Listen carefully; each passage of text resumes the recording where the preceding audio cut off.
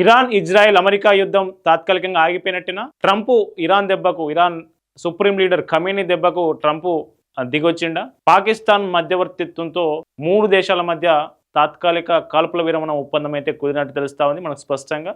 So Iran ఏదైతే 10 పాయింట్ల ప్రతిపాదన పెట్టిందో ట్రంప్ ముందు, వాటికి అంగీకరిస్తూ ట్రంప్ 2 వారాల పాటు కాల్పుల విరమణకు ఒప్పుకున్నట్టు తెలుస్తా ఉంది. ఈ కాల్పుల విరమణకు ఇటు ఇరాన్ కూడా ఒప్పుకున్నట్టు తెలుస్తా ఉంది. ఇరాన్ నైతికంగా మేమే విజయం సాధించాం, మా దెబ్బకు ట్రంప్ దిగొచ్చారంటూ మరోవైపు ఇరాన్లో పెద్ద ఎత్తున సంబరాలు చేసుకుంటా ఉన్నారు. ఆ దేశ ప్రజలు, ఆ సంబంధించినటువంటి నాయకులు కావచ్చు, వాళ్ళంతా సంబరాలు చేసుకుంటా ఉన్నారు. ట్రంప్ లాంటి ఒక నియంతకు సరైన బుద్ధి చెప్పినాం మేము చిన్న దేశమైన ఒక అగ్రరాజ్యాన్ని వణికించడం, అగ్రరాజ్యం దిగొచ్చింది మా నిబంధనలకు, మేము పెట్టిన పాయింట్లకు, ఈ కాల్పుల విరమణకు సంబంధించి అనేది ఇరాన్లో వాళ్ళు ప్రజలు హర్షం వ్యక్తం చేసిన పరిస్థితి. మరోవైపు పాకిస్తాన్ కూడా వీళ్ళిద్దరి మధ్యవర్తిత్వాన్ని నేను సక్సెస్ఫుల్గా చేసినాను.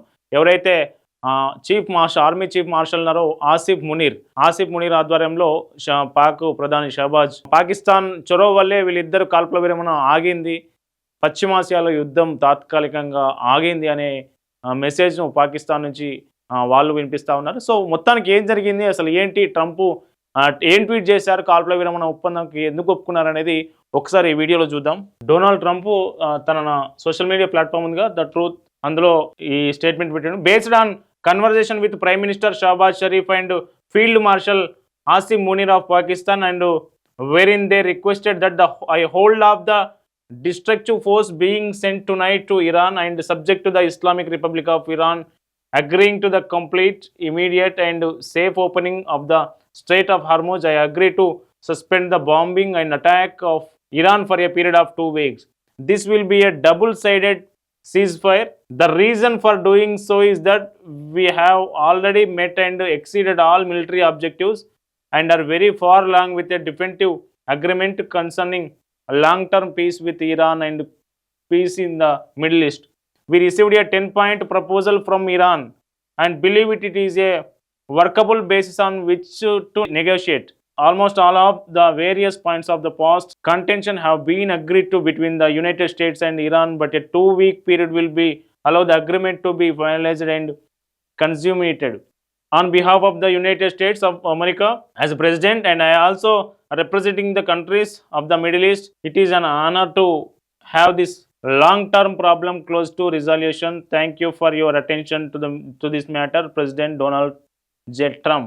So వాళ్ళు పెట్టిన 10 పాయింట్స్ ప్రపోజల్ ఏదైతే ఉంది, దాని ప్రపోజల్ మీద మాట్లాడడానికి దాదాపు ఈ కాల్పుల విరమణ 2 వారాల పాటు కాల్పుల విరమణ ఏదైతే సీజ్ ఫైర్ ఉందో, ఈ సీజ్ ఫైర్లో వాటి మీద డిస్కషన్ చేస్తాం.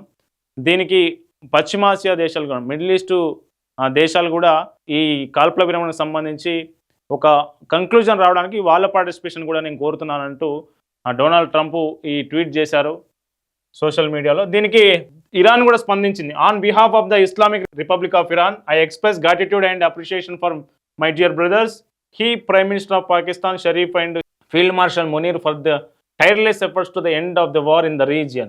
The response to the brotherless request of PM Sharif in his tweet, and considering the request by the US and negotiations based on its 15 points proposal as well as announcement of POTES about acceptance of the general framework of Iran's 10-point proposal as a basis for negotiations, I hereby declared on behalf of Iran Supreme National Security Council, if attacks against Iran are halted, our powerful armed forces will cease their defensive operations for a period of 2 weeks.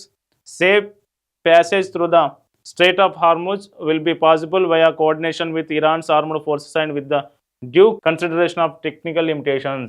Okay, మా 10 పాయింట్ల మీద discuss చేయడానికి Pakistan మధ్యవర్తిత్వంతో Trump దిగొచ్చిండు. So వాటి మీద discuss చేస్తాం. అప్పటి వరకు Hormuz జలసంధి ఏదైతే ఉందో, హార్మోజ్ జలసంధిలో నౌకల రవాణా యథేచ్ఛగా కొనసాగుతుంది. ఇందులో ఎట్లాంటి కాల్పులు, ఎట్లాంటి దాడులు ఉండవు. సో అది ఈ ప్రక్రియ 2 వారాల పాటు నడుస్తుంది. మేము మా ఆర్మడ్ ఫోర్సెస్ అన్ని మొత్తం మా సీజ్ ఫైర్ చేసినాం. కాల్పుల విరమణకు సంబంధంగా ఎవ్వరూ అటాక్ చేయరు మా వైపు నుంచి. ఈ 2 వారాల పాటు కాల్పుల విరమణకు మేము ఒప్పుకుంటున్నామంటూ Iran supreme national security council నుంచి ఈ ప్రకటన అయితే రావడం జరిగింది.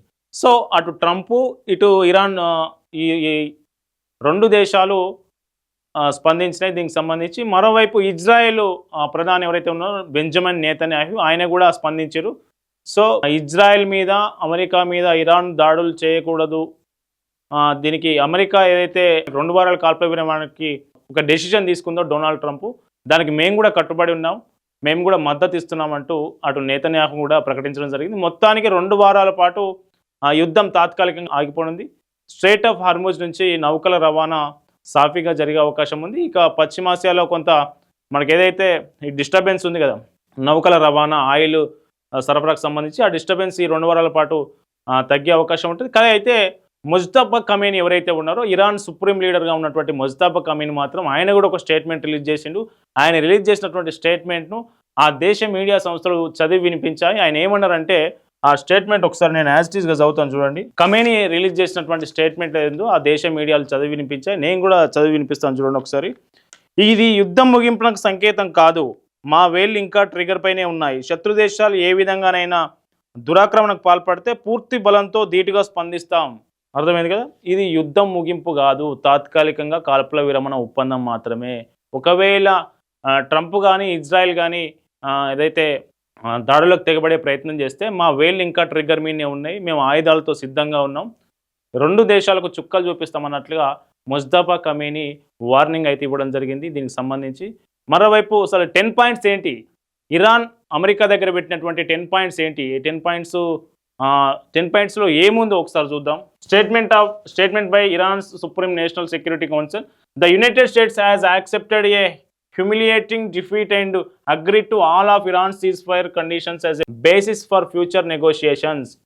కమిట్మెంట్ టు నాన్ అగ్రెషన్, అంటే మా మీద దాడులు చేయబోము, మా మీద దాడులకు తెగబడబోము అని వీళ్ళు కమిట్మెంట్ ఇవ్వాలి, అమెరికా కమిట్మెంట్ ఇవ్వాలి, అట్లాగే ఇజ్రాయెల్ కమిట్మెంట్ ఇవ్వాలని వీళ్ళ మొదటి point.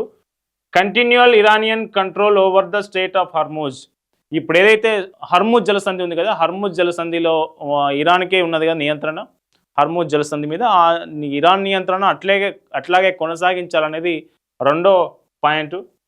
Acceptance of uranium enrichment, మా దేశంలో ఉన్నటువంటి యురేనియం సంపద ఏదైతే ఉందో దాన్ని మీరు యాక్సెప్ట్ చేయాలి. మా యురేనియం సమీకరణకు సంబంధించి అది మా దేశ సంపద, దాని మీద మీ పెత్తనం కావచ్చు, మీ ఆధిపత్యం కావచ్చు, మీ అభ్యంతరం కావచ్చు, ఇట్లాంటివన్నీ పెట్టకూడదు అనేది మూడో point. Lifting of all primary and secondary sanctions.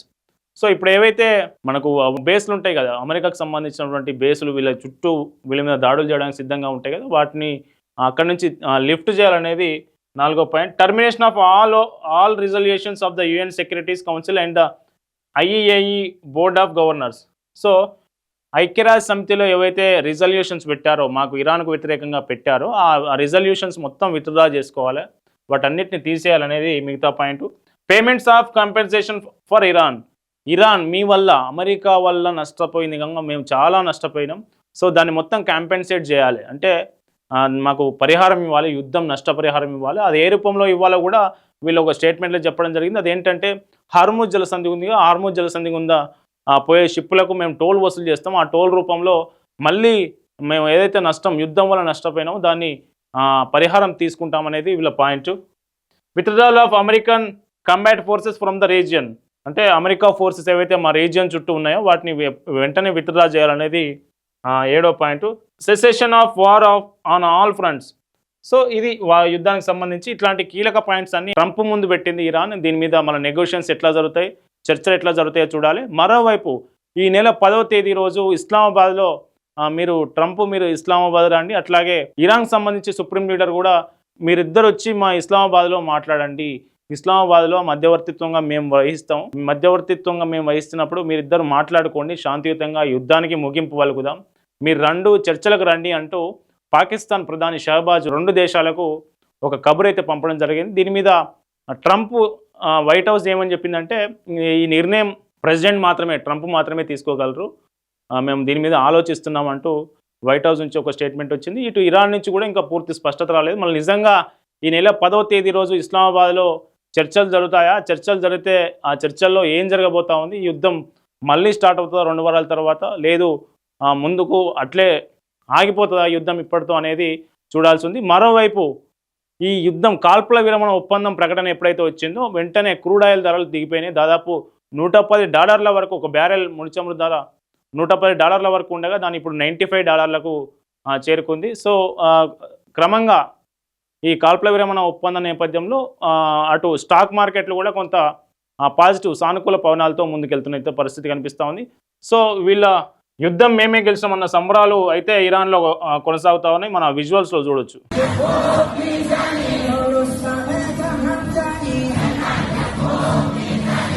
So ఇది ఈ యుద్ధానికి సంబంధించినటువంటి లేటెస్ట్ అప్డేట్. చూస్తూనే ఉండండి. ఈ యుద్ధానికి సంబంధించి మీ అభిప్రాయాల కింద కామెంట్ చేయండి. Stay tune to Pallavi TV.